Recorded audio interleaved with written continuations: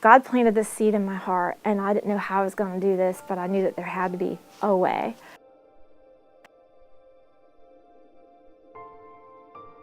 Hi, my name is Dr. Terry McEndry, and I currently live in Zephyr Hills, Florida, and I'm a practicing OBGYN physician in Wesley Chapel near Tampa.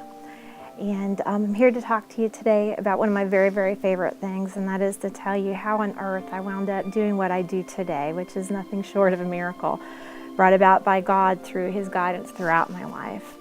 To give you a little bit of background about me, I lived up north as a small child. My mom and dad were married, and when my parents divorced when I was around 3 years of age, we had a separated home, and so I used to visit my dad on the weekends and spend the weeks with my mom. And when I was about 5, she remarried, and when she remarried, we moved to Florida.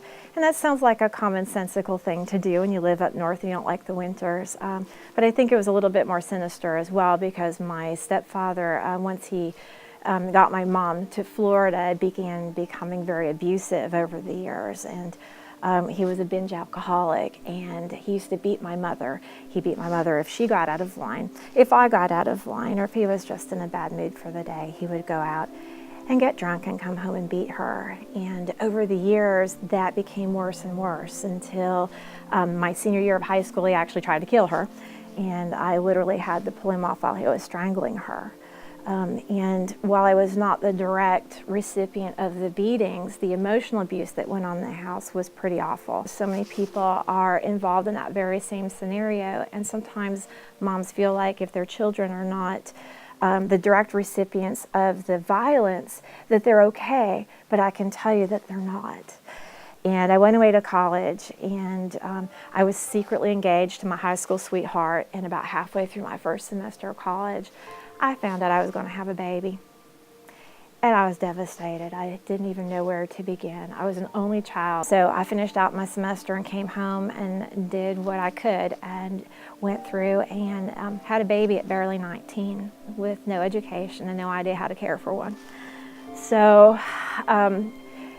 during the process of being in the hospital having my daughter, I became interested in the medical field. I actually decided I wanted to be a nurse, and by the grace of God, 3 months later, I was able to get a scholarship to go to nursing school. And over the course of that education, was able to provide for myself and my baby, and I met my husband-to-be in nursing school. And then I had this crazy idea when I had a 6-month-old baby at 19 that I wanted to be a doctor. God planted this seed in my heart, and I didn't know how I was going to do this, but I knew that there had to be a way. And so as I went through and finished my nursing degree, I started working, but I also started going back to school, and I never stopped. And had class conflicts with my work, class conflicts with the different schools I had to go to, and yet God opened all those doors as we went forward. I met with a representative from Loma Linda University when he was doing regional interviews just to get information about the school as I was applying, and he actually interviewed me, and later that year gave me my acceptance. And I thought, this has got to be my major miracle in my life. And I was just overwhelmed and grateful that I was able to go to medical school. As I'm getting ready to leave Florida, I went for an annual checkup and found out that I had a mass on an ovary. And that was on Monday, and on Friday I was having my first major surgery to have this tumor removed from me. It wound up being a low-grade cancer.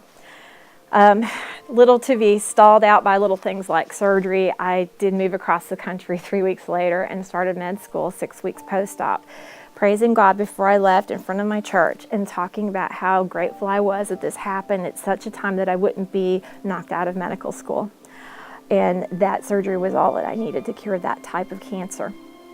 And so I very naively started, and I was thinking I'm in the clear now, and went through my first year and a half of medical school when I found out that I had another tumor on my remaining ovary. And at this point I was only 27 years old, and I was really thinking I wanted another baby really badly, but having this tumor completely removed would end that for me. I wasn't, I was very, very conflicted about what I wanted to do.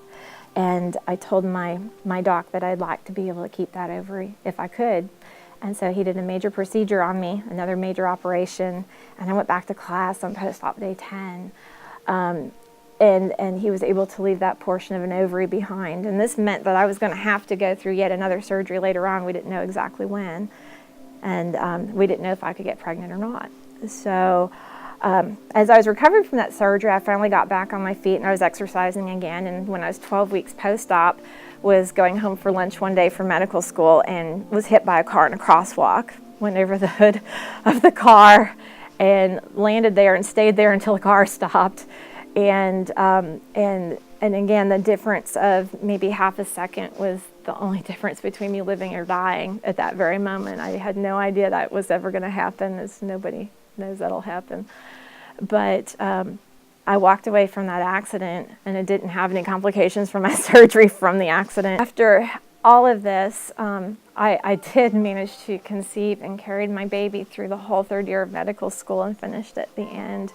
And when she was 9 weeks old, had to go through yet another surgery. So this is 2 out of my 3 operations, being hit by a car and having a baby during medical school.